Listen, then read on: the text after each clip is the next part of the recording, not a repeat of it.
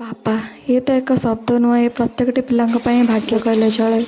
କଥାରେ ଅଛି କି ଭଗବାନ ପାଖରେ ନଥାନ୍ତି, ସେଥିପାଇଁ ଗୋଟେ ପିଲା ପାଖରେ ତା ବାପା ମାଆଙ୍କୁ ହିଁ ଛାଡ଼ିଥାନ୍ତି। ଭଗବାନ ସାୟଦ କିଛି ଜିନିଷ ଦେବା ପାଇଁ ଲେଟ୍ କରିଥାନ୍ତି, କିନ୍ତୁ ବାପାଙ୍କ କ୍ଷେତ୍ରରେ ସେଇଟା ନୁହଁ। ଟିକେ କୌଣସି ଜିନିଷ ମାଗିକି ଦେଖ ତ ବାପା ପଟାକ୍ କିନା ସବୁ ଜିନିଷ ତମର ଅଳିଅଝଟ ପୂରଣ କରିଥାନ୍ତି। ନିଜେ ଟିକେ ବି ଦେଖାନ୍ତିନି ତାଙ୍କ ମୁହଁରେ କୌଣସି ଦୁଃଖର କି କୌଣସି କଷ୍ଟର ଲୁହ ହଉ କି ପରିଶ୍ରମ କି ଥକାନ କିଛି ବି ନୁହଁ। ତମର ସବୁ ଜିଦି ଆଗରେ ବାପା ମାଆଙ୍କର ଖୁସି ହିଁ ସରିଯାଏ, କିନ୍ତୁ ବାପା ମାଆଙ୍କ ଭଲ ପାଇବା ସରେନି। ଆଜି ହେଉଛି ପିତୃ ଦିବସ, କିନ୍ତୁ ମୋ ବାପାଙ୍କ ପାଇଁ ସେଲିବ୍ରେଟ୍ କରିବାର ସେମିତି କିଛି ନାହିଁ କହିଲେ ଚଳେ। କିନ୍ତୁ ଏତେ ଦିନ ପରେ ଯେହେତୁ ବାପାଙ୍କ ପାଖକୁ ଆସିଛି, ତ ଆଜି ଭାବିଲି କି ବାପାଙ୍କ ପାଇଁ ହିଁ କିଛି ଗୋଟେ ସ୍ପେଶାଲ୍ ବନେଇବି, ଯେଉଁଟାକି ବାପାଙ୍କୁ ବହୁତ ଖୁସି ଲାଗିବ। ତ ମୋ ଦିଅରଙ୍କ ବି ଫରମାଇଶ ଥିଲା ବରବାନରେ କିଛି ସ୍ପେଶାଲ୍ ବନାଯାଉ। ତ